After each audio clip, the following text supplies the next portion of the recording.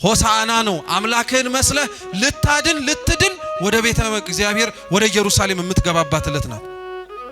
እንዲሁ እንደዋዛ ቀናችን እንዳያልፍ ክርስቲያኖች፣ እግዚአብሔር የመጀመሪያው አመጣጡ ምራቅ እየተተፋበት ማረፊያ አጥቶ የከብቶች ግርግም ተጥሎ የሚጠቀለልበት ጨርቅ አጥቶ በበለስ ቅጠል ተሸፍኖ እንደ ማንኛውም ሰው በምድር ላይ እንደሚመላለስ አሳዳጆች ቢነሱበት እንደ ስዱዳን እየተሰደደ ራበኝ ብሎ የእናቱን ጡት እየፈለገ እየጠባ በእንዲህ አይነት መልኩ የተገለጠ ነበር የመጀመሪያው አመጣጡ። ከኃጢአት በቀር ፍጹም ሰው ሆኖ እግዚአብሔር አምላክ ታይቷል እዚች ምድር ላይ እና በከብቶች ግርግም ተጥሎ ያያችሁት ክርስቶስ ዛሬ ሲመጣ ግን በዙፋኑ ላይ ተቀምጦ ነው። ትላንትና ሲሰደድ ማንም አብሮት ከተወሰኑት ከናቱ ከሰሎሜ ከዮሴፍ ከዛች አህያና ከመላኩ ውጪ ማንም አልነበረም። አሁን ዛሬ ክርስቶስ ይመጣባታል የምትባለው ቀን ላይ ግን ዘመድ አልባ ሆኖ የሚመጣ እንዳይመስላችሁ። በግራው በቀኙ ለቁጥር የሚያዳግቱ ቁጥራቸውን እሱ ብቻ የሚያውቃቸው እልፍ አእላፋት ወትልፊተ አእላፋት ከዛም በላይ ሆኑ መላእክትን ይዞ ነው የሚመጣው። ዘመድ አልባው ክርስቶስ ተመልሶ ሲመጣ ከዘመዶቹ ጋር ነው የሚመጣው። ቦታ የሌለው ክርስቶስ ተመልሶ ሲመጣ መንግስቱን ይዞ ነው የሚመጣው። የተገፋው ክርስቶስ ተመልሶ ሲመጣ ኃጣንን ሊገፋ ነው የሚመጣው። የተሰደደው ክርስቶስ ተመልሶ ሲመጣ የተሰደዱትን ጻድቃንን ሊያቀርብ ሲያሳድዱ የነበሩትን ኃጢአተኞችን ሊያርቅ ነው የሚመጣው። ይሄኛው አመጣጡን ነው ቤተክርስቲያን ዛሬ የምታስተምረው። የኛን መነሳት ማለት ነው ከጌታችን ከኢየሱስ ክርስቶስ መነሳት ጋር በትንሹ ተመልከቱት። ጌታችን ታስታውሱ እንደሆነ ሞቼ እነሳለሁ እያለ ያስተምር ነበር፣ ይናገር ነበር እና አንዱ ጌታችን ኢየሱስ ክርስቶስ ከሙታን ለመነሳቱ እርሱ አይደለም መነሳቱ አይደለም። ልብ ብላችሁ ስሙ። እውነት እንደሚነሳ ግን ማረጋገጫ የነበረው የሰቀሉት ሰዎች ፍርሃት ነበር። የማቴዎስ ወንጌል የመጨረሻዎቹ ቅድመ ክርስቶስ ትንሣኤ የሚነበቡ ምንባባት ስናይ አይሁድና ፈሪሳውያን ጲላጦስን ስቀለው ብለው እንደተናገሩት ተመልሰው መጥተው ምን ብለው ነገሩት? ይሄ አሳች በምድር ላይ ሲመላለስ ሞቼ አልቀርም ከሙታን መካከል እነሳለሁ ብሎ ተናግሮ ነበር አሉ። እየሰማችሁ ነው? ምን አረጋለሁ ብሎ ነበር አሉ? እነሳለሁ ብሎ ነበር አሉ። ስለዚህ ደሞ ተነስቶ ህዝቡን እንዳይበጠብጥ ወታደር አቁመህ አስጠብቅ አሉት። እኔ ምንድነው ወታደር ማቆሙ? እናንተው ራሳችሁ ወታደር አላችሁ፣ ራሳችሁ አስቁሟል። ክርስቶስ ገና ለገና ይነሳል ብለው አይሁድ ወታደሮቻቸውን ተገንዞ የተቀበረበት መቃብር ውስጥ ክርስቲያኖች በፈረቃ ነበር ያስጠብቁ የነበሩት። ሰው እንዳይተኛ ማለት ነው።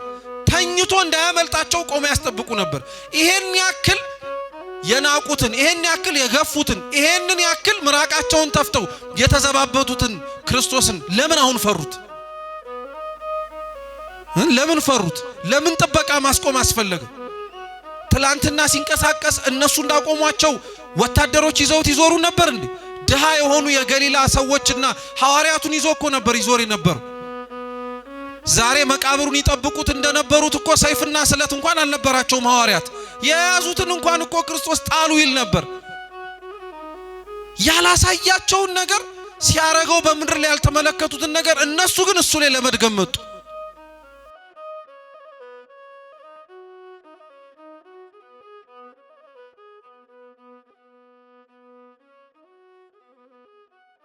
በስመ አብ ወወልድ ወመንፈስ ቅዱስ አሐዱ አምላክ አሜን። በስመ አብ ወወልድ ወመንፈስ ቅዱስ አሐዱ አምላክ አሜን። በስመ አብ ወወልድ ወመንፈስ ቅዱስ አሐዱ አምላክ አሜን። ለትምህርታችን መነሻ የመጽሐፍ ቅዱስ ክፍለ ምንባብ ደግሞ የምናደርገው የሐዋርያው የቅዱስ ጳውሎስ መልእክት አንደኛ ቆሮንቶስ ምዕራፍ 15 ከቁጥር 12 ጀምሮ እስከ 14 ባለችው ክፍለ ምንባብ ይሆናል። አስቀድሜ የመጽሐፍ ቅዱሱን ቃል በንባብ አሰማችሁና ወደ ትምህርታችን እንሄዳለን።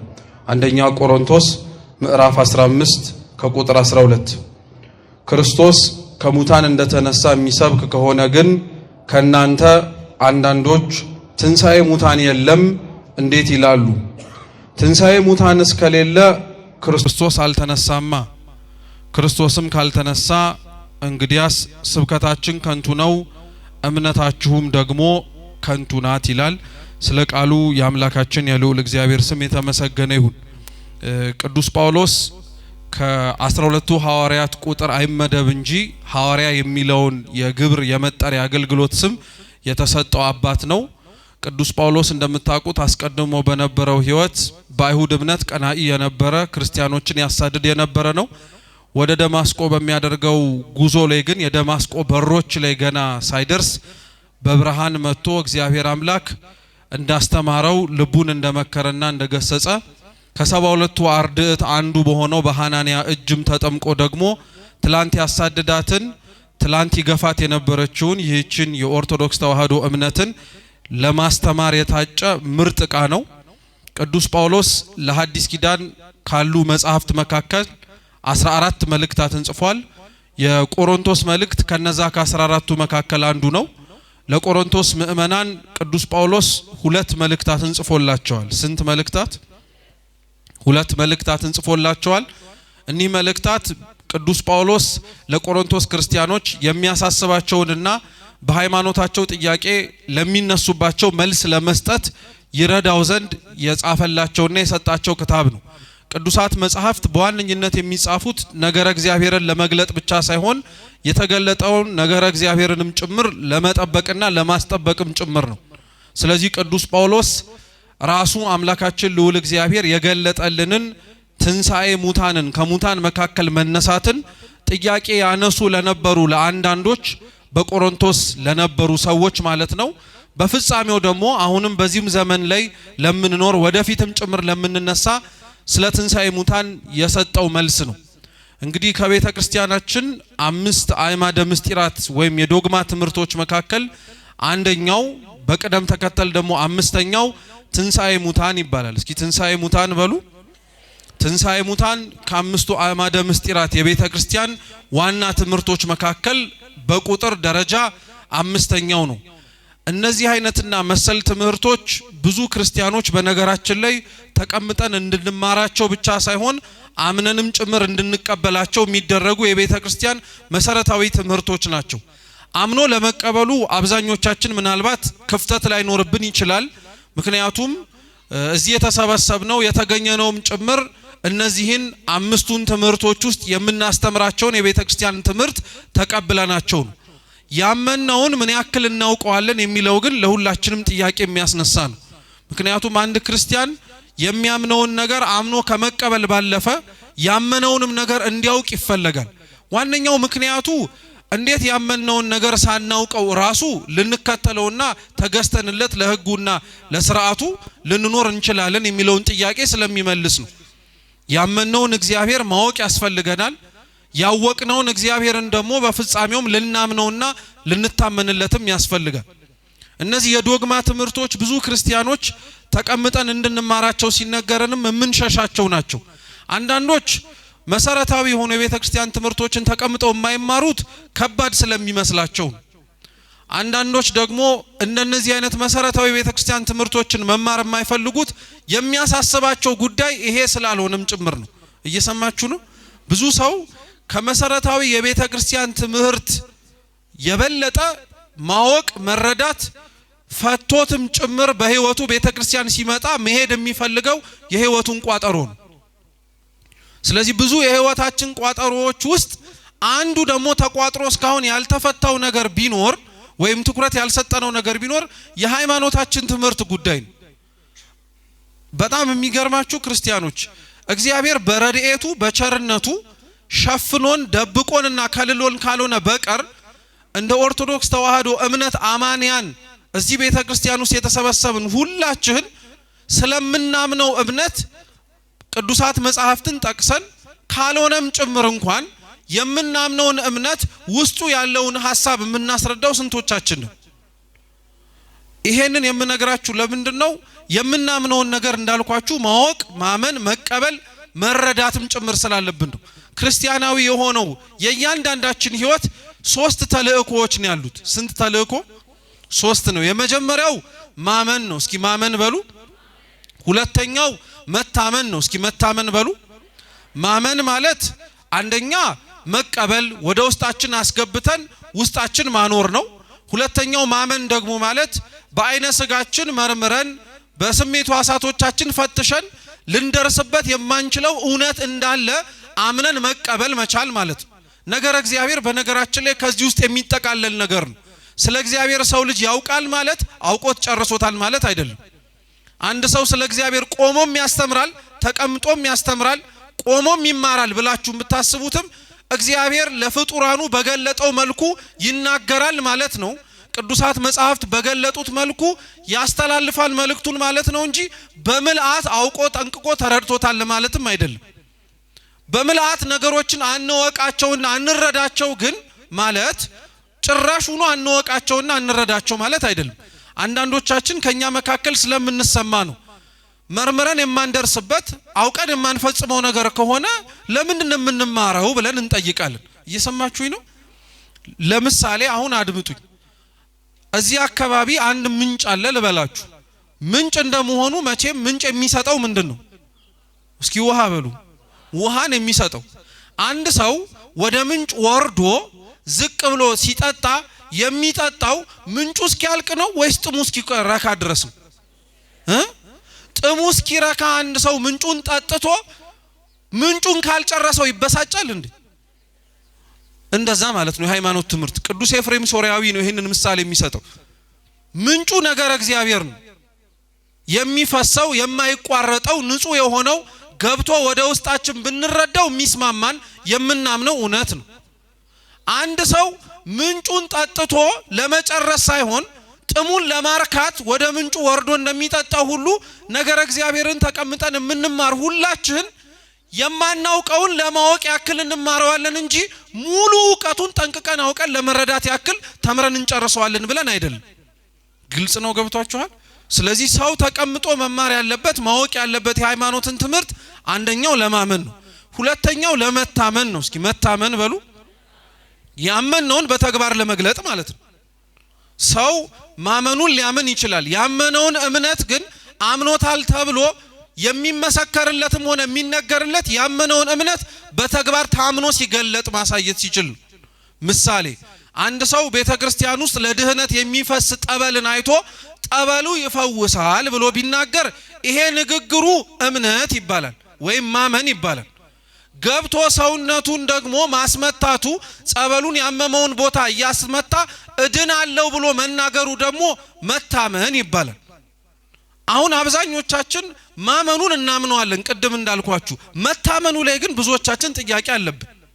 ጠበሉ እንደሚፈውስ እናምናለን፣ ስንቶቻችን ግን ተጸብለናል? ቅዱስ ሥጋው ክቡር ደሙ የዘላለም ሕይወት እንደሚሰጥ እናውቃለን፣ ተምረንም አምነናል፣ ግን ስንቶቻችን ቆርበናል? የማመን ችግር የሌለብን ሰዎች ባንሆንም የመታመን ችግር ግን አለብን። ሶስተኛው የክርስቲያናዊ ሕይወቱ ወይም ተልእኮ ደግሞ ምንድነው? ወጥቶ መስበክ ነው። እስኪ ወጥቶ መስበክ በሉ። ወጥቶ መስበክ ነው፣ ማገልገል ነው። ቅዱሳን አባቶቻችን ሐዋርያት ከጌታችን እግር ስር ተማሩ። ተምረው ከጨረሱ በኋላ ጌታችንም ከሙታን መካከል ተነስቶ ካረገ በኋላ ያወቁትን አውቀው ዝም ብለው አልተቀመጡም። አልጫ የሆነው ዓለም መጣፈጥ እንዲችል ተልእኮ ተሰጥቷቸዋልና ወጥተው ማስተማር ጀመሩ። ስለዚህ ሰው የሚማረው ለማመን ነው። ሰው የሚማረው ያመነውን በተግባር ለመግለጥ ነው። ሰው የሚማረው አምኖ በተግባር የገለጠውን ሌላውን እየኖረ ለማሳየትና ወደ ቤተ ክርስቲያን ለመሳብ ነው። ይህን ሕይወት እግዚአብሔር ለሁላችን ይስጠን። እንደዚሁ አምነን ታምነን የምንሰብከው ነገሮች መካከል ደግሞ አንደኛው የሃይማኖት ትምህርቶቻችን ናቸው። እነዚህን የሃይማኖት ትምህርቶች አባቶቻችን የቀደሙት ሲያስተምሩ ለሶስት ነው የሚከፍሉት። የመጀመሪያዎቹ ዶግማ ይባላሉ። የማይስተካከሉ የማይቀየሩ እግዚአብሔር ስለራሱ የገለጠልን አምነን የምንቀበላቸው እውነቶች ናቸው። ሁለተኞቹ ቀኖና ይባላሉ። ቀኖና እርግጥ ውስጡ ሰፊ የሆነ ሐሳብ ቢኖረውም አንዱ ቀኖና ግን በአጭሩ ምንድነው ተብላችሁ ብትጠየቁ ዶግማውን መጠበቂያ በሉ። እስኪ በሉ እንጂ። ቀኖና ዶግማውን መጠበቂያ ነው። የማይስተካከለውን ሊስተካከል የማይችለውን ከእግዚአብሔር የተቀበልነውን እውነት የምንጠብቀው በቀኖናው በስርዓቱ ነው። ሶስተኛው ደግሞ ትውፊት ነው። እስኪ ትውፊት በሉ። ትውፊት ደግሞ ቅዱስ የሆነ ትላንትና ከነበሩት ከአባቶቻችን በቃል የተማርነው በመጽሐፍ ተጽፎ ያገኘነው ሳይሆን በሕይወትም ጭምር ያየነው እውነት ማለት ነው። ትውፊት ማለት አደራ ክርስቲያኖች አፈ ታሪክ ማለት አይደለም። ትውፊት ማለት በቃል የተነገረ በቃልም ተነግሮ የወረስነው ነገር ነው። ምሳሌ ልስጣችሁ በአጭሩም ቢሆን። ለምሳሌ ትውፊት ከሰጠን ነገሮች መካከል ወይም ትውፊት ቤተክርስቲያን ውስጥ በመኖሩ ምን አገኛችሁ ተብላችሁ ብትጠየቁ አንድ ልንመልሰው የምንችለው መልስ የመጀመሪያውም ጭምር መጽሐፍ ቅዱስ ነው። ትውፊት ባይኖር መጽሐፍ ቅዱስ አይኖርም። እንዴት ብላችሁ ጠይቁ። የማቴዎስ ወንጌል ምዕራፍ 28 ቁጥር 19 ላይ ጌታችን መድኃኒታችን ኢየሱስ ክርስቶስ ለተከተሉት ለአባቶቻችን ሐዋርያት እንዲህ ብሎ ነበር የነገራቸው። እናንተ ወጣችሁ አሕዛብን በአብ በወልድ በመንፈስ ቅዱስ ስም እያጠመቃችሁ እያስተማራችሁ ደቀ መዛሙርት ያድርጓቸው አለ። እስኪ እያጠመቃችሁ በሉ፣ እያስተማራችሁ። እዚህ ጋር እየጻፋችሁ የሚል ነገር ጨምሮበታል።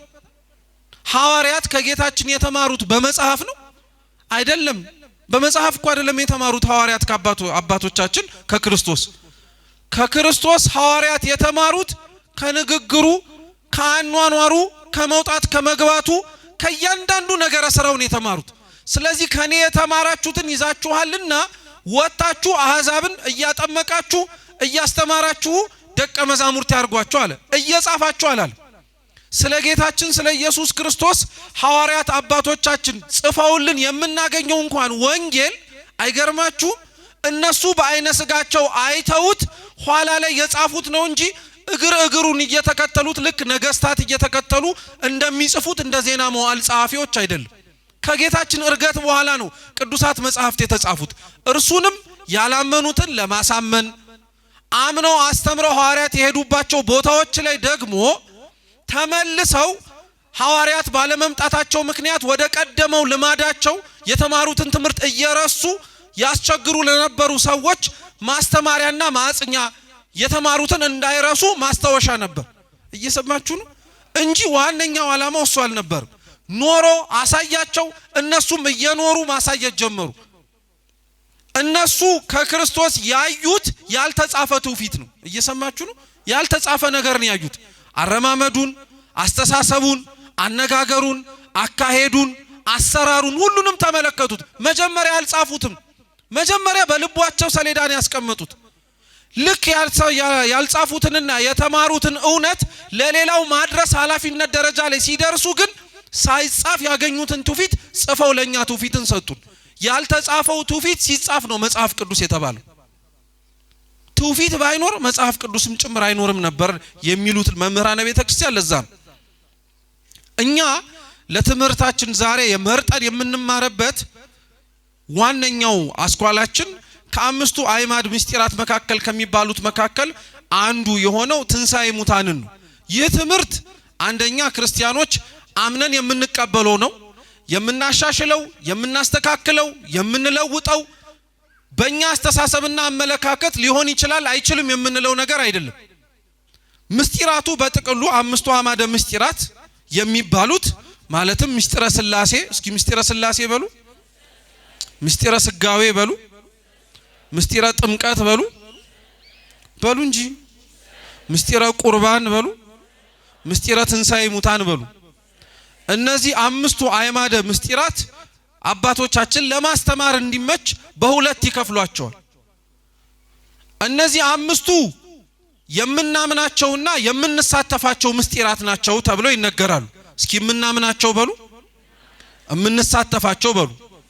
አሁን ምስጢረ ሥላሴን የምንሳተፈው ምስጢር ሳይሆን ምን የምናደርገው ምስጢር ነው? የምናምነው ምስጢር ነው። መጀመሪያ የምናምነው ምስጢር ነው። ይህ ምስጢር ምስጢረ ሥጋዌም የምናምነው ነው። ምስጢረ ጥምቀት የምናምነው ብቻ ሳይሆን ምን የምናደርገውም ጭምር የምንሳተፈው ነው። ምስጢረ ቁርባንም የምናምነው ብቻ አይደለም ምን የምናደርገው ጭምር ነው፣ የምንሳተፈው ነው።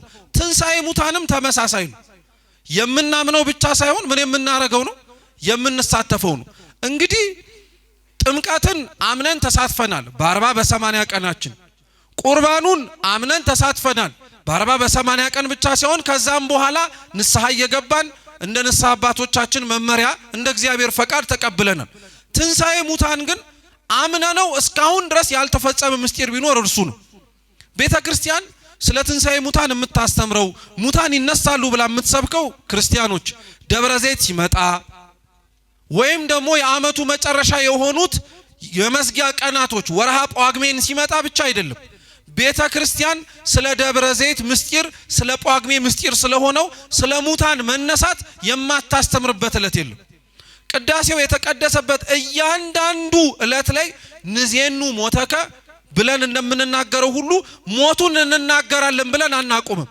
ትንሣኤውንም እንመሰክራለን፣ ዳግም መምጣቱንም እንናገራለን እንላለን። አንድ በትምህርቶቻችን እናሳያለን። ሁለተኛ ትንሣኤ ሙታንን ቤተ ክርስቲያን በቃል በስብከት ብቻ አይደለም የምታስተምረው። ትንሣኤ ሙታንን ቤተ ክርስቲያን በልብሷም ጭምር ትሰብከዋለች። እስኪ በልብሷ በሉ። አዎ ዲያቆናት በሥርዓተ ቅዳሴ ውስጥ የሚያደርጉት ልብሰ ተክህኖ 5 ዘርፎች አሉት። ማለትም ደግሞ ካህናቱ የሚያደርጉት ከላይ ከታች የሚወርደው ቀሚሱ ላይ ደግሞ የሚደረበው ካባ ላንቃ ይባላል። ዲያቆናቱ ካባ ላንቃ አይደርቡም። ከላይ ግን መኳንንት መሳፍንት እንደሚያደርጉት ያለ ካባ ይደርባሉ አይደለ? ቀሚሱ ላይ አይታችሁት ከሆነ 5 ዘርፍ ነው ያለው። ከፊት ለፊት 2 አለ፣ በቀኝ በግራ አንዳንድ አለ። ከበስተጀርባቸው ደግሞ ስንት አለ? አይታችሁ አታውቁም እንዴ? ይሄን ልብ ብላችሁ ነገ ሲያስቀድሱ በደንብ አድርጋችሁ እናንተም ለማስቀደስ ስትመጡ እዩ። 5 ነው። ከፊት ለፊት ያሉት 2ቱ የምስጢረ ሥላሴና የምስጢረ ሥጋዌ ምስጢር ማሳያ ናቸው። ለምን ከፊት ሆኑ ቢባል የአምላክ ሰው መሆን የተገለጠ ምስጢር ነው፣ የታየ ነው። ሲራመድ፣ ሲበላ፣ ሲጠጣ ከኃጢአት በቀር ሰው ሆኖ ሲመላለስ ታይቷል። ስለዚህ ከፊት ነው። ምስጢረ ሥላሴም ከፊት ነው የሚሆነው። ታይቶ ተፈጽሞ ያለቀ ነገር ስለሆነ ሳይሆን ከምስጢረ ሥጋዌ ጋር አብሮ የሚነገር ምስጢር ነው። ምስጢረ ሥጋዌ አምላክ ሰው ሆነ ብለን ስንናገር ሰው የሆነው አምላክ ሰው ከመሆኑ በፊት አስቀድሞ ምን ነበር? እስኪ አምላክ በሉ። አምላክ የምስጢረ ሥላሴ ትምህርት ይህ አይደለም? ስለ አምላክ የምንማርበት፣ ስለ አንድነቱ፣ ስለ ሶስትነቱ የምንሰብክበት ነው። በቀኝ በግራ ያሉት 2ቱ ደግሞ የቁርባንና የጥምቀት ምሳሌ ናቸው። ከጀርባ የተረፈው አንዱ የመጨረሻው ካባ ላንቃ ውስጥ ያለው ዘርፏ ደግሞ የምን ምሳሌ ናት ብትባሉ የትንሣኤ ሙታን ናት። ለምን ብትሉ የዛች በጀርባ ያለችው የወረደችው አንዲትን ዘርፍ ጭንቅላታችሁን አዙራችሁ እንዲህ ብላችሁ ማየት ትችላላችሁ። ይሄ ምንም ቅድስና አይጠይቅም፣ ዕውቀት ብቻ ነው። አይዟችሁ። ከጀርባ ያለውን አንዲቷን የተረፈችዋን ዘርፍ ልክ ከፊትና ከቀኝ ከግራ እንዳሉት ወደ ኋላ ብትዞሩ ማየት ትችላላችሁ። እማታዩት ነገር ግን እንዳለ አምናችሁ የምትቀበሉት ያቺ ዘርፍ የትንሣኤ ሙታን ምሳሌ ናት። በልብሷ ተሰብከዋለች ማለት ነው። ዘወትር በቅዳሴዋ ወንጌል ከመነበቡ በፊትም ተሰብከዋለች። ነሱ ወመኑ እስመ ቀርበት መንግስተ ሰማያት ይእቲ፣ መንግስተ ሰማያት ቀርባለችና ንስሐ ግቡ። ልብ ብላችሁ ስሙ። ይሄ ገርማችኋል እንዴ? ስለ አምላካችን መምጣት፣ ስለ አምላካችን ከሙታን መካከል መነሳት፣ እኛም ደግሞ ወደ አምላካችን መሄድ እየቀኑ በየሰዓቱ በየዕለቱ የምንሰብከው ስብከት ደግሞ የአባታችን ሆይ ጸሎታችን። እስኪ አባታችን ሆይ በሉ። ከዛስ እስኪ ድገሙት። የትኛው መንግስቱ ነው እንድትመጣ የምትለምኑት? ዳግም ምጽአትን እኮ ነው እየተማጸናችሁ ያላችሁት። መንግስት ትምጣ የምትሉት እኮ እሷን ነው። በላይ በሰማያት ያለችው አንተ የምትመሰገንባት፣ አንተ ገዢ ሆነ የምትኖርባት፣ እኛም ለመኖር የምንናፍቃት ያቺ መንግስት ትምጣ። እሷ ካልመጣች በቀር እኛ ወደ ምን ስለማንሄድ ነው? ወደዛች መንግስት ስለማንሄድ። አምላክ በመጀመሪያ ሰው የሆነው እኛን የተዋረድነውን ለማንሳት ነው። ይሄ የመጀመሪያው ምጽአቱ ነው። የመጀመሪያው ምጽአቱ ላይ ሲናገር የዮሐንስ ወንጌል ምዕራፍ 14 ላይ ለሐዋርያት እንዲህ ብሏቸው ነግሯቸው ነበር። እኔም ተመልሼ እሄዳለሁ፣ ስፍራን ላዘጋጅላችሁም ወደ ላይ እወጣለሁ አላቸው። እየሰማችሁ ነው? ምን ላዘጋጅላችሁ? ስለዚህ አምላክ መጀመሪያ የወረደው ሊያድነን ሊቤዠን ስፍራ እንደሚያዘጋጅልን አሳምኖን አስተምሮን ሊሄድ ነው። ድጋሚ የሚመጣው ደግሞ ወደዛ ስፍራ ምን ሊያደርገን ነው? ስለዚህ መንግስት ምን ታርግ እንለዋለን? ትምጣ እያልን ለምኗል። ስለዚህ ስለ ደብረ ዘይት ሲመጣ ብቻ፣ ጳጉሜ ሲመጣ ብቻ፣ እንደነዚህ አይነት መሰል ወቅታት ሲመጡ ብቻ ሳይሆን ቤተ ክርስቲያን ስለ ክርስቶስ ዳግም መምጣት የምታስተምረው፣ ስለ ትንሣኤ የምትሰብከውና የምትናገረው በየቀኑ ነው። ስለ ክርስቶስ ትንሣኤ አንድ ሰው ሳያውቅና ሳይረዳ በነገራችን ላይ ስለራሱ ትንሳኤ ማስተማርም መስበክም አይችልም። እየሰማችሁ ነው? ይሄ በደንብ ቁልፍ ነው። ክርስቲያኖች ልብ አርጋችሁ ስሙ። ቅዱስ ጳውሎስ እኛ ለመነሻችን ያነሳነውን የቆሮንቶስ መልእክቱን አንደኛይቱን ምዕራፍ 15ን ሲያነብ ሰምታችሁታል። ክርስቶስ ከሙታን መካከል ካልተነሳ ስብከታችን ከንቱ ነው ብሎ ነው የተናገረው። ቀጥሎም ደግሞ በአንዱ በሰው ወደ ምድር ሞት እንደመጣ ሁሉ እንዲሁ በሰው ደግሞ ሕይወትን እንዳገኘንም ጭምር ይናገራል። ቤተ ክርስቲያን ስለ ሰው ልጆች ዳግም መምጣት ስትናገር አብራ አስቀድማ የምትናገረው ስለ ክርስቶስ ከሙታን መካከል መነሳት ነው። ይህንን ሰው በጥቂቱም እንኳን ሳያውቀውና ሳይረዳው ስለ ራሱ ሙታን መነሳት ምክንያት ቢነገረው ቢሰበክ ላያምንና ላይቀበል ይችላል። ሲነበብም ሰምታችሁታል። እንዴት ትንሣኤ ሙታን የለም ትላላችሁ? ክርስቶስ ተነስቶ ብሎ አይደል ጳውሎስ የተናገረው? መጀመሪያ ቁልፉ እኛ ከሙታን እንነሳለን ከማለታችን በፊት ማን ከሙታን መካከል ተነስቷል ብሎ መናገር። እስቲ ክርስቶስ በሉ። ክርስቶስ ነው። ይህ አይነቱን ደግሞ ክርስቶስ ከሙታን መካከል እንደሚነሳ አስቀድሞ ከመነሳቱ በፊት በብዙ መልኩ አስተምሯል። ይህንንስ ማወቅ ለምን ይጠቅመናል ብላችሁ መጠየቃችሁም አይቀርም። ልብ ብላችሁ ስሙ።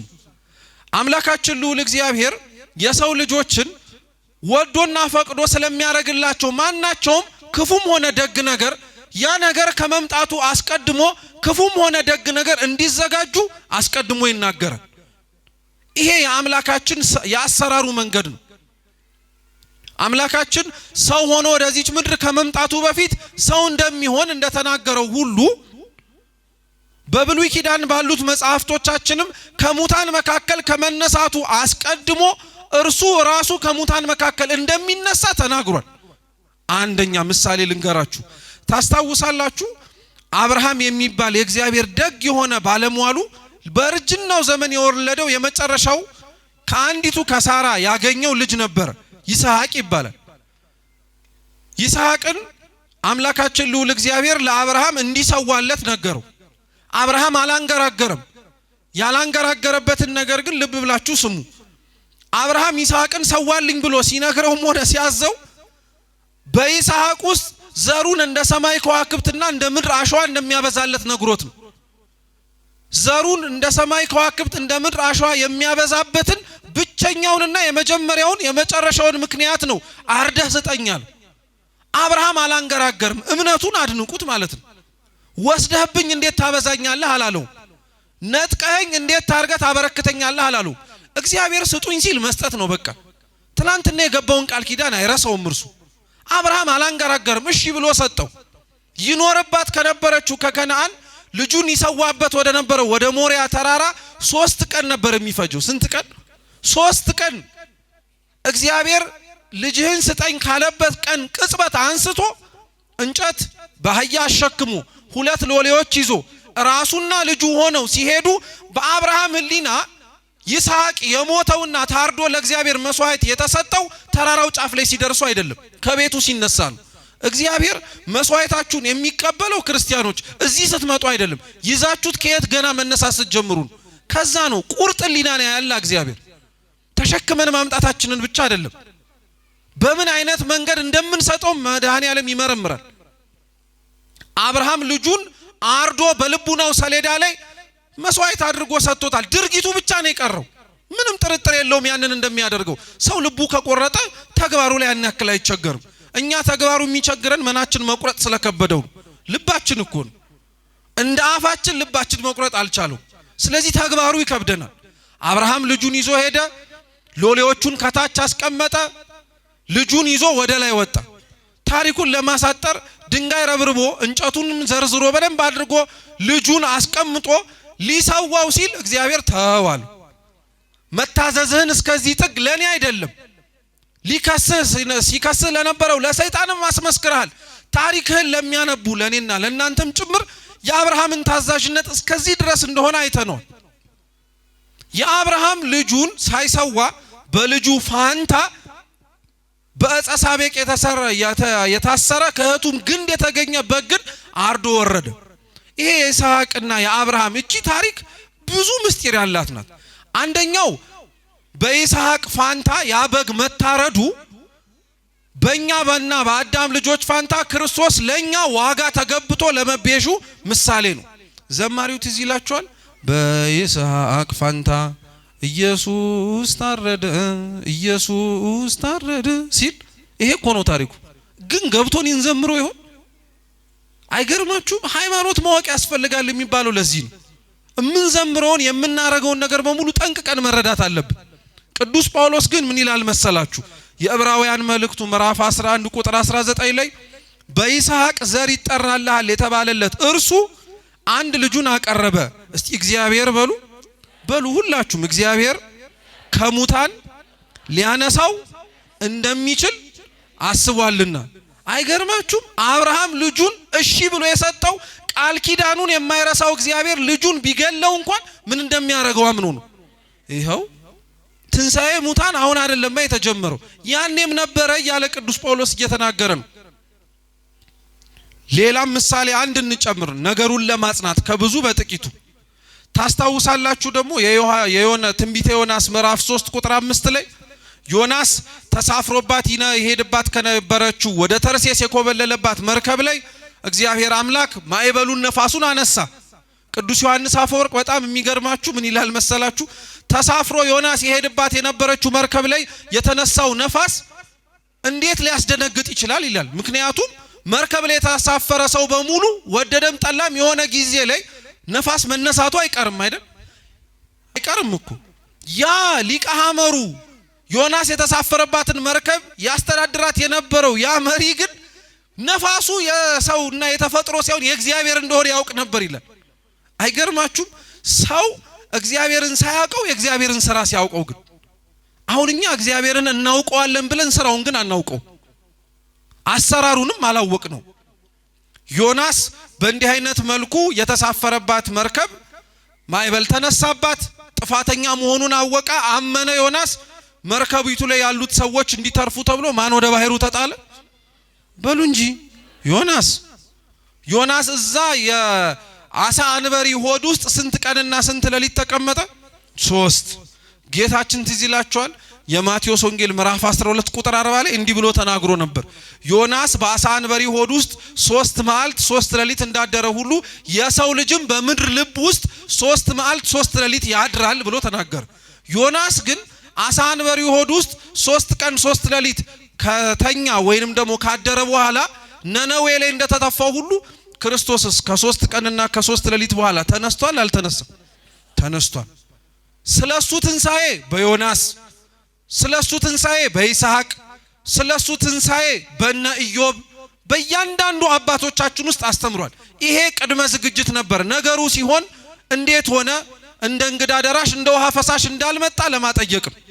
በዚህ መነሻነት የሚመለከቱት አበው ናቸው።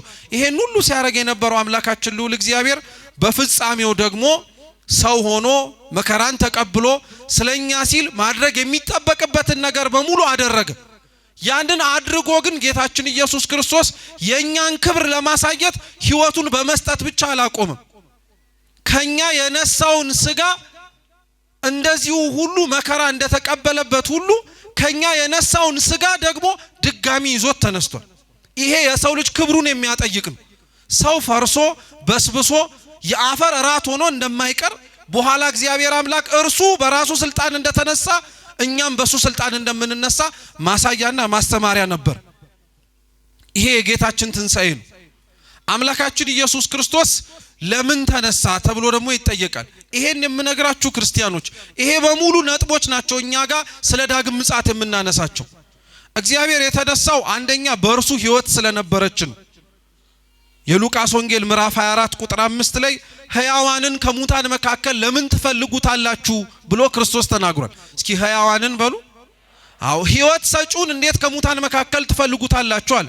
ክርስቶስ ከሙታን የተነሳው ሞዋቲ ሳይሆን ምናዊ እንደሆነ እንድናቀው ነው። ሕያዋን ሕይወት ሰጪ እንደሆነ እንድናቀው ነው። ሁለተኛው ጌታችን ኢየሱስ ክርስቶስ ለምን ተነሳ ቢባል መለኮታዊ ባህሪው ከሥጋ ባህሪው እንዳልተለየ ለማመላከት ነው። ስሙ ቅዱስ ጳውሎስ የኤፌሶን መልእክቱ ምዕራፍ 4 ቁጥር 10 ላይ እንዲህ ይላል፣ ይህ የወረደው ሁሉን ይሞላ ዘንድ ከሰማያት ሁሉ በላይ የመጣው ደግሞ ይህ ነው ይላል። እየሰማችሁ ነው? ልድገምላችሁ። ይህ የወረደው ሰው የሆነው ማለት ነው። ሁሉን ይሞላ ዘንድ ከሰማያት ሁሉ በላይ ደግሞ የመጣው ይሄው ራሱ ነው አለ። እግዚአብሔር የመጀመሪያው አመጣጡ ምራቅ እየተተፋበት ማረፊያ አጥቶ የከብቶች ግርግም ተጥሎ የሚጠቀለልበት ጨርቅ አጥቶ በበለስ ቅጠል ተሸፍኖ እንደ ማንኛውም ሰው በምድር ላይ እንደሚመላለስ አሳዳጆች ቢነሱበት እንደ ስዱዳን እየተሰደደ ራበኝ ብሎ የእናቱን ጡት እየፈለገ እየጠባ በእንዲህ አይነት መልኩ የተገለጠ ነበር የመጀመሪያው አመጣጡ። ከኃጢአት በቀር ፍጹም ሰው ሆኖ እግዚአብሔር አምላክ ታይቷል እዚች ምድር ላይ እና በከብቶች ግርግም ተጥሎ ያያችሁት ክርስቶስ ዛሬ ሲመጣ ግን በዙፋኑ ላይ ተቀምጦ ነው። ትላንትና ሲሰደድ ማንም አብሮት ከተወሰኑት ከናቱ ከሰሎሜ ከዮሴፍ ከዛች አህያና ከመላኩ ውጪ ማንም አልነበረም። አሁን ዛሬ ክርስቶስ ይመጣባታል የምትባለው ቀን ላይ ግን ዘመድ አልባ ሆኖ የሚመጣ እንዳይመስላችሁ።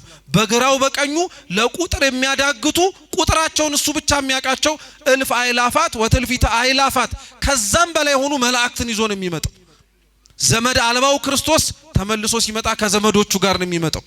ቦታ የሌለው ክርስቶስ ተመልሶ ሲመጣ መንግስቱን ይዞ ነው የሚመጣው። የተገፋው ክርስቶስ ተመልሶ ሲመጣ ኃጣንን ሊገፋ ነው የሚመጣው።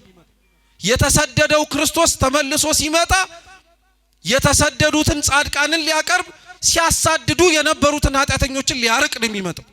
ይሄኛው አመጣጡን ነው ቤተክርስቲያን ዛሬ የምታስተምረው። የኛን መነሳት ማለት ነው ከጌታችን ከኢየሱስ ክርስቶስ መነሳት ጋር በትንሹ ተመልከቱት። ጌታችን ታስታውሱ እንደሆነ ሞቼ እነሳለሁ እያለ ያስተምር ነበር፣ ይናገር ነበር እና አንዱ ጌታችን ኢየሱስ ክርስቶስ ከሙታን ለመነሳቱ እርሱ አይደለም መነሳቱ አይደለም፣ ልብ ብላችሁ ስሙ። እውነት እንደሚነሳ ግን ማረጋገጫ የነበረው የሰቀሉት ሰዎች ፍርሃት ነበር።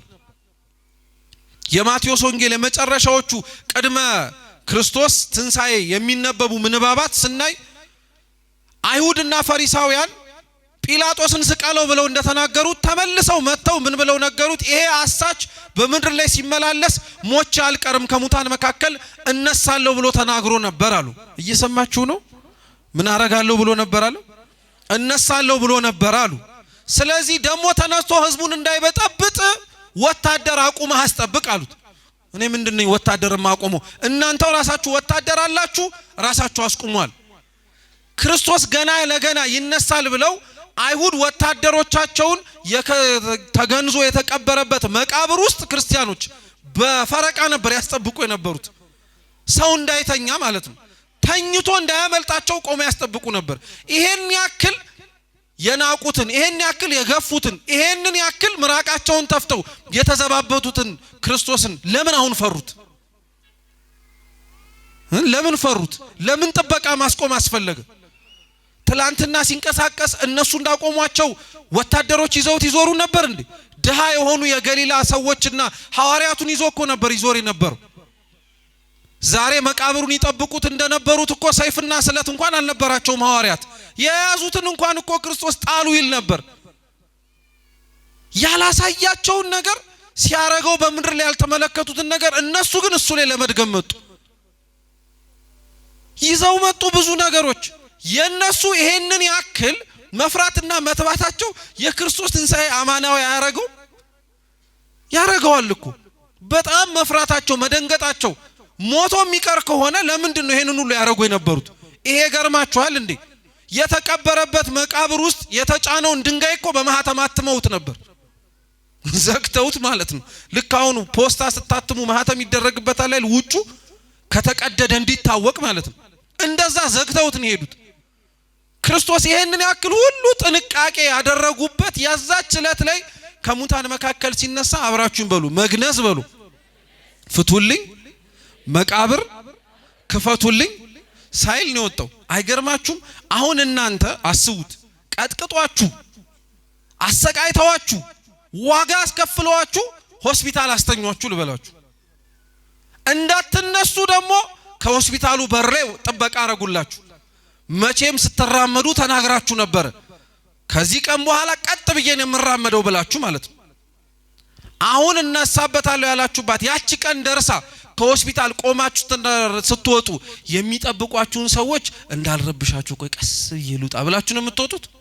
እያንጋጋ ነው አይደል እንደምንወጣው ማን እንደሆንኩኝ እዩ ይያልን የተናገርኩት መድረሱን ተመልከቱ ይያልን አያችሁት የክርስቶስን ፍቅር ግን ለከፉበት ሰዎች እንኳን አላስደነገጣቸውም መቃብሩን እኮ በብርሃኑ ሊያጥለቀልቀው ይችል ነበር እነሱን በትኖ መውጣት ይችል ነበር መግነዙን ፍቱልኝ ሳይል የነበረው እግዚአብሔር መቃብሩንም ክፈቱልኝ ሳይል እንዲሁ በተዘጋ መቃብር ነው የወጣባቸው እነሱ ከዛ በኋላ እኮ ነው ተሰርቋል ስጋውን ሐዋርያት ወስደውታል እያሉ ማውራት ጀመሩ ዛሬ የክርስቶስን ትንሣኤ የሚቃወሙ ሰዎች እኮ ናቸው ክርስቲያኖች ከሙታን መካከል አይነሱም የሚሉት ስናስተምር ስለ ትንሣኤ ሙታን ቤተክርስቲያን ስትናገር ብዙ ሰው ቀልድ ይመስለዋል እኛ ውስጥ ያለ ሰው እኮ ነው የሚገርማችሁ እንደው የሚደንቀው ውጭ ያለ ሰው ስለ ትንሣኤ ሙታን ይቅርና ስለ ባለቤቱም ጭምር ያልተገባ ነገር ያወራል እዚህ ያለነው ሰዎች ራሱ ከሙታን መካከል የምንነሳ አይመስልንም ለምን ይመስላችኋል ታዲያ ጌታችን እኮ ከሙታን የተነሳው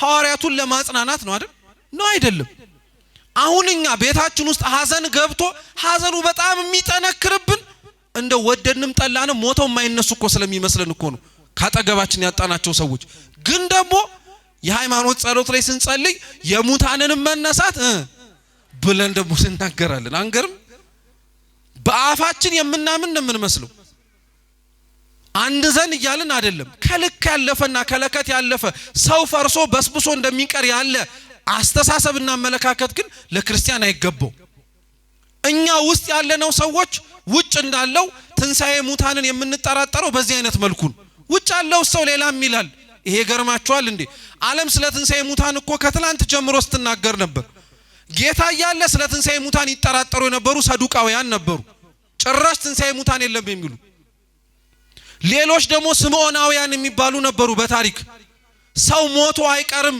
ነፍሱ ተመልሳ ተነስታ ሌላው ነገር ውስጥ ተካታ ትመጣለች የሚሉ ሪኢንካርኔሽን ማለት ነው እየሰማችሁ ነው ይሄ ልብ አርጋችሁ ስሙ አንድ ሰው ከሞተ በኋላ ሞቶ አይቀርም ነፍሱ መልክና ቅርጽ ቀይራ ተመልሳ ሌላ ሆና ትመጣለች ማለት ነው ለምሳሌ ዛሬ ሰው የሆነ ነገ ነብርም ሆኖ ሊመጣ ይችላል እንደው አይበለው እንጂ አይጥም ሆኖ ሊመጣ ይችላል እባብም ሊሆን ይችላል አንበሳም ሊሆን ይችላል ደግሞ እንዳንኗኗሩ እኮ ነው አይገርማችሁ አሁን ክፉ የሰራ ሰው ነገ ጉንዳን ሆኖ ሊመጣ ይችላል እንደማለት ዛሬ ደግ ሲያደርግ የነበረ ሰው አንበሳ ሆኖ ያጓራ ይመጣል ማለት ነው አንደኛ ምን ያክል ይሄ ለሰው ክብር እንደማይመጥን ይሁት እግዚአብሔር ሲጀመር እኛን ሰው አርጎ መፍጠር የቻለ አምላክ ጉንዳን አርጎ መጀመሪያ መፍጠር ይከብደዋል እንዴ ለምን ሁለተኛ ስንመጣ ጉንዳን ያረጋናል ዓለም ትንሣኤ ሙታንን የምትቃወመው በዚህ ነው አብዛኛው ወጣት ግን ይሄንን ሐሳብ አይመነው እንጂ እንደዚህ ይቀበለዋል በጣም እኮ ነው የሚያሳዝን ይሄ ክህደት እኮ ነው በነገራችን ላይ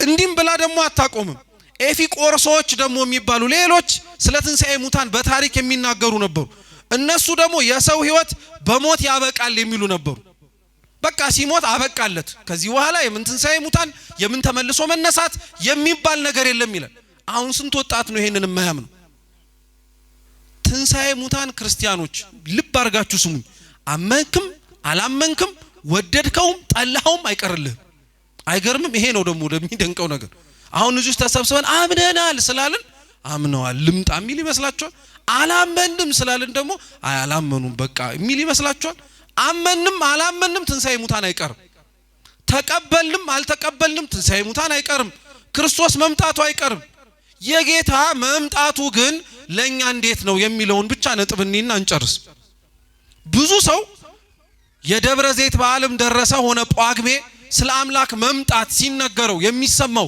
ደስታ ነው ሐዘን ከልባችሁ መልሱ እንደው ካሜራው ወደኔ ነው አይዟችሁ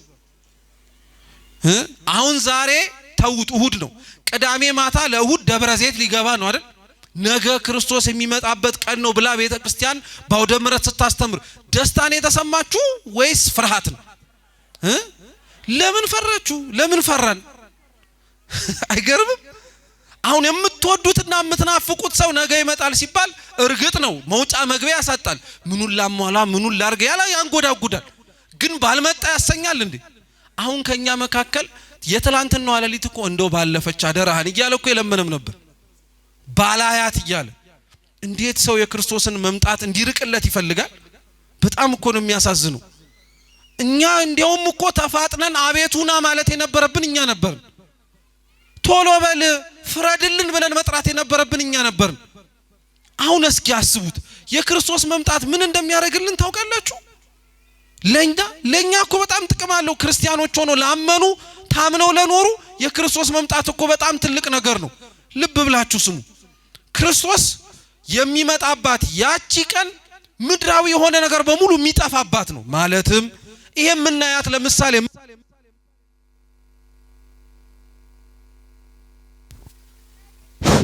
ይሰማችኋል? ይሄ የምታበራው የምትመለከቷት ፀሐይ አትኖርም ከዚህ በኋላ።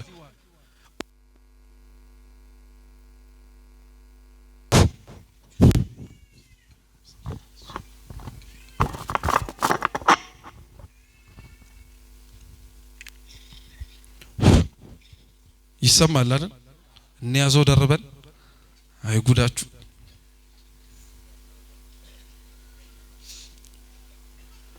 ያምጡት እነሱ እንግዲያውስ እኛ እንማር። ክርስቶስ ዳግም ሲመጣ ሁሉም ነገር ነው የሚጠፋው። እየሰማችሁ ነው? አዲስ ሰማይ አዲስ ምድር ነው የሚዘረጋው ይላል ቅዱስ ዮሐንስ በራእዩ ምዕራፍ 21 ላይ። እነሆ አዲስ ሰማይና አዲስ ምድር አየዋል። ይሄ የምናየው ፀሐይ አይኖርም። እንግዲህ ስሙ፣ እቺ የምናያት ፀሐይ አሁን በጣም ጥቅም አላት አይደል? ጨለማውን ታረቃለች፣ በብርሃን እንድንመላለስም መንገድ ትከፍታለች አይደል? እቺ ፀሐይ ማድረግ የማትችለው ነገር ግን አለ። ክርስቶስ እውነተኛው የማይጠልቀው ፀሐይ ብቻ ማድረግ የሚችለው። ልብ ብላችሁ ስሙ። እቺ ፀሐይ ምንም ያክል እንኳን በዚች ምድር ላይ በምንኖርበት ጊዜ ላይ ጨለማ አርቃ ታብራ እንጂ እውነተኛውን በእውነተኛነቱ ታሳያለች? አታሳይም።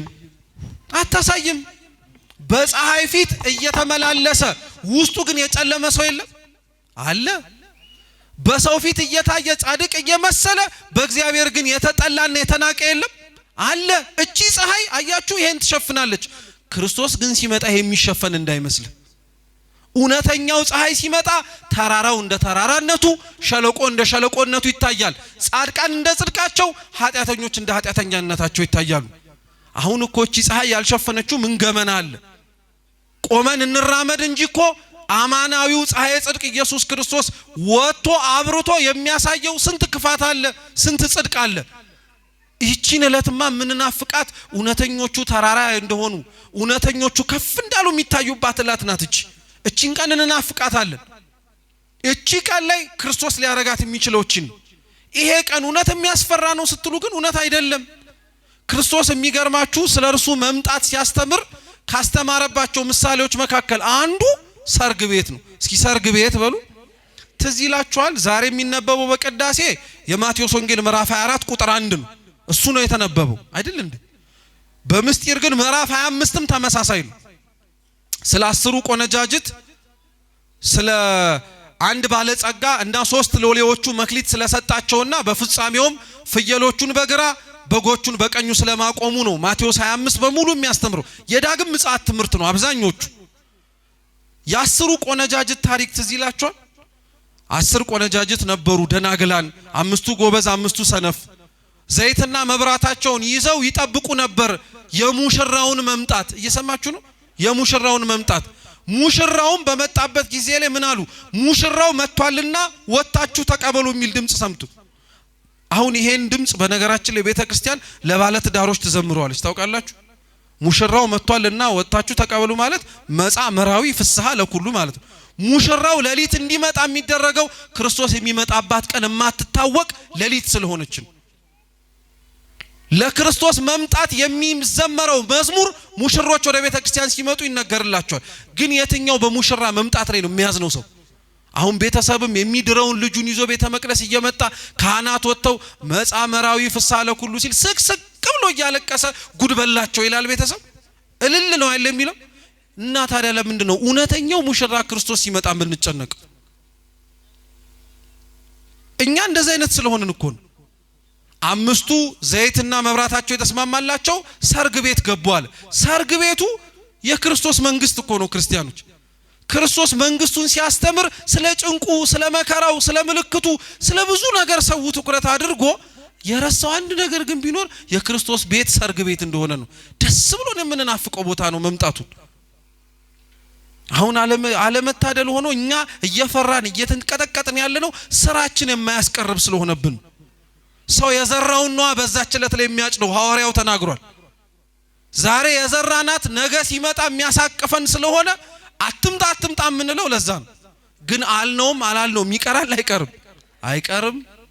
ደግሞ ሌላ ልገራችሁ፣ ያ እስኪመጣ ድረስ ያቺ ዕለት መታ ክርስቶስ በዙፋኑ ወርዶ እስከሚፈርድ ድረስ እኛስ የምንቆይ ይመስላችኋል? አንቆይም። የክርስቲያን ምጽአቱ ሞቱ ነው። ሲሞት ከክርስቶስ ወንበር ዙፋን ፊት ይቆማታል። የዛን ጊዜ ላይ ምን ሊል ነው? የዛን ጊዜ ምን ልንል ነው? በጣም እኮ ነው የምንገርመው። አሁን የሰው ፊት አይተን እንደምንሸማቀቀው የእግዚአብሔር ፊት ያስፈራን ይሆን? አይ እኛ እሱን ፊትማ ከናቅ ነው ሰነበትን እኮ። ሰው ላይ እንዴት አድርገን እንደምንጨነቅ መጣ ብለን እንዴት እንደምንንቀጠቀጥ ባለቤቱ መጣ አልመጣ አይ እሱ ተወው እያልን እኮ ነው ይኖር ነው እኛ። ያኔ ግን አንላት። ያኔ እንታያለን። ምጽአታችን ሞት ሳይቀድመን ነው እኛ መዘጋጀት ያለብን። ስለ ክርስቶስ ምጽአት ትላንትና ሌሊት ሙሉ ቆማ ቤተ ክርስቲያን ስታስተምር ከቆመው ሰዎች ከኛ መካከል ስለ ሞቱ ትዝ ያለው ሰው አለ?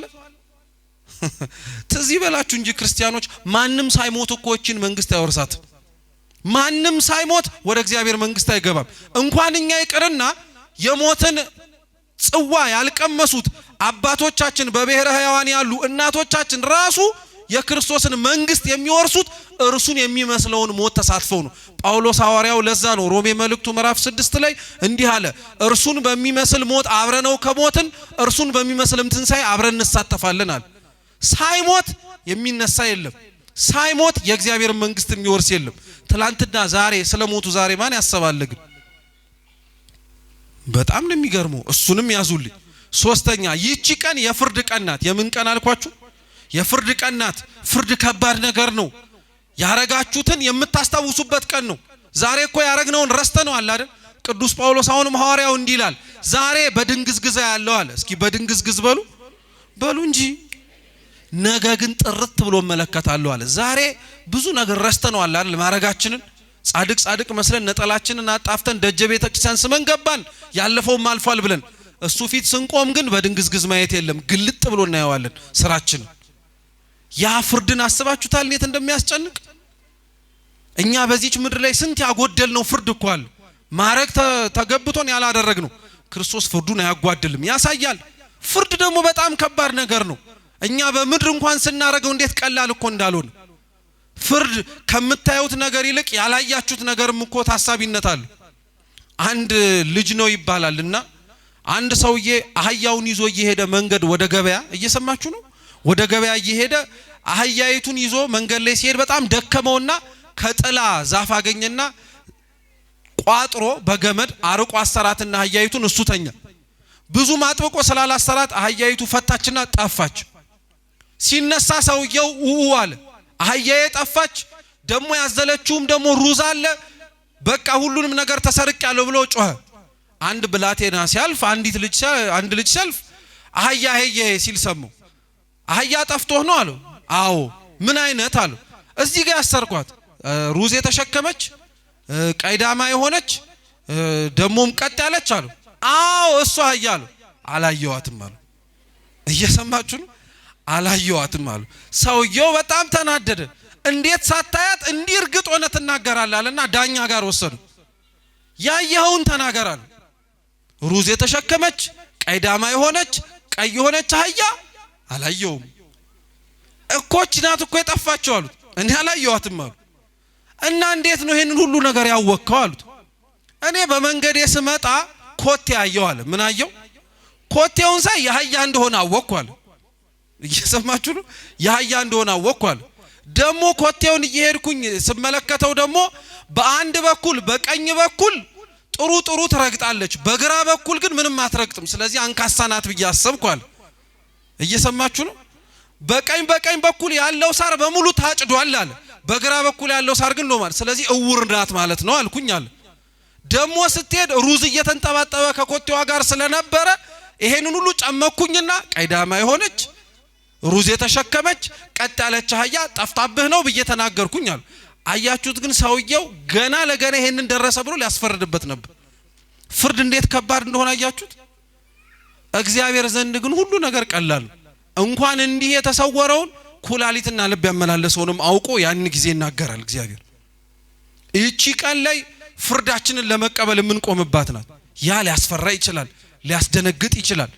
አሁን እንኳን እግዚአብሔር ፊት ስንቆም እንዲህ ዝም ካለን ያኔ ግን ዝም አይልም አለኮ። ምስባኩ ሲሰበክ አልሰማችሁም? መዝሙር 49 እግዚአብሔር እሰ ገሃደ ይመጽ፣ እግዚአብሔር በግልጽ ይመጣል። ወአምላከነ ኢያረምም፣ ዝም አይልም። እሳት ይነድድም ቅድሜው፣ እሳትም በፊቱ ይነዳላል። እግዚአብሔር እንደሆኑ ዝም አይልም። ዳግም ሲመጣ ይናገራል። እሳት አይደለሱ ሸክላ ከሆነን አሊያም ደግሞ ወርቅ ከሆነን ያኔ ነው የምንታየው።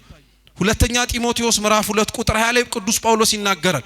እሳት ሸክላንም ሲነካው ወርቅንም ሲነካው የተለያየ ነገር ነው። ወርቅን እሳት ሲነካው ይበልጥ ያጠራዋል። ሸክላን እሳት በጣም ሲመታው ምን ያደርገዋል? ይሰነጥቀዋል፣ ይሰብረዋል። ስለዚህ ከክርስቶስ የፍርድ የእሳት ዙፋን ፊት ሸክላንን ወርቅንን እርሱን ነው ማሰብ የሚገባል። ለሸክላዎች የተዘጋጀ ቦታ ልንወርስ አይደለም እቺን ቀን የናፈቅናት። ቅዱስ ባስልዮስ ለዛ ነው እንዲህ ይላል፣ ሰው እንዴት ነው ያልተፈጠረለትን ገሃነመ እግዚአብሔር ለመውረስ ይሄንን ያክል የሚቻኮለው ይላል። በጣም እኮ ነው የምናሳዝነው። ለኛ ያልተፈጠረችን ገሃነመ እሳትን ለመውረስ የምናሳየው ፍጥነት እኮ መንግስተ ሰማያት የለም እንዴ ያስብላል። ለሰይጣን መቀጣጫ የሆነውን ስፍራ ለመውረስ የምናሳየው ትጋት ለሰይጣን ራሱ እኮ ግብረ አበርና አጋዥ ሆነንለታል። ይህቺ ቀን የተፈጠረችልንን መንግስት የምንወርስባት ቀን ናት እንጂ ሰው ያ ጠላታችን የተባለ ዲያብሎስ ገብቶ የሚቀጣበት ቦታ የምንገባበት አይደለም። የክርስቶስ ዳግም መምጣት ይህ ነው። በፍጻሜውን ደግሞ ማወቅ ያለብን ነገር ቢኖር ክርስቲያኖች ይህ ነው።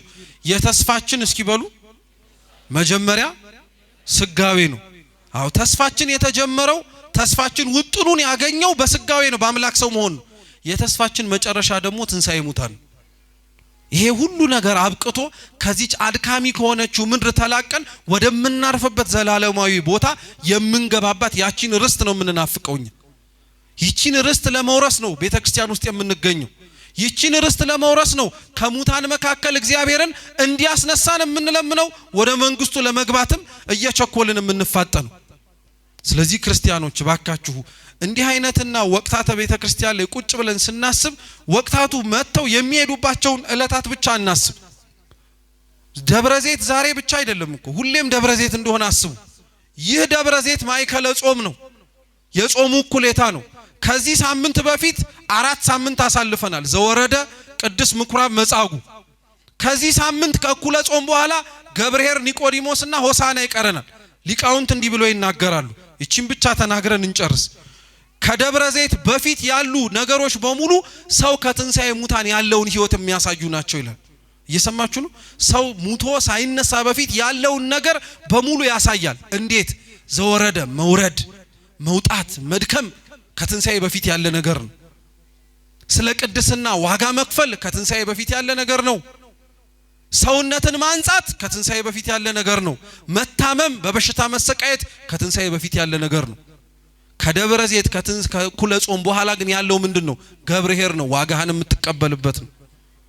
ኒቆዲሞስ ነው፣ ከክርስቶስ ጋር መስቀሉ ስር የምትገኝበት ነው። ሆሳና ነው፣ አምላክህን መስለህ ልትድን ወደ ቤተ እግዚአብሔር ወደ ኢየሩሳሌም የምትገባባት ዕለት ናት። እንዲሁ እንደ ዋዛ ቀናችን እንዳያልፍ ክርስቲያኖች፣ አንድ ቀን አለመኖር አለ። አንድ ቀን የእግዚአብሔርን ዙፋን ሳትፈልጉ ፊቱ መቆም አለ። ስለዚህ ፈልገ ነው ደጁ ያቆመን አምላክ ዳግም ፊቱን ደግሞ ፈልገን ለማየት የሚያስፈልገንን የጽድቅ ስራ ለመስራት እግዚአብሔር ይርዳን፣ ይፍቀድልን። ያስተማረን የመከረን አምላካችን ስሙ የተመሰገነ ይሁን። ከሙታን መካከል ተነስተን በቀኙ ለመቆም ያብቃን። በጎደለው በነጠበው በተቀመጡት በክቡር አባታችን በመላከመዊ በሊቃውንተ ቤተክርስቲያን የሚታረም ይሁን። ወስብሐት ለእግዚአብሔር።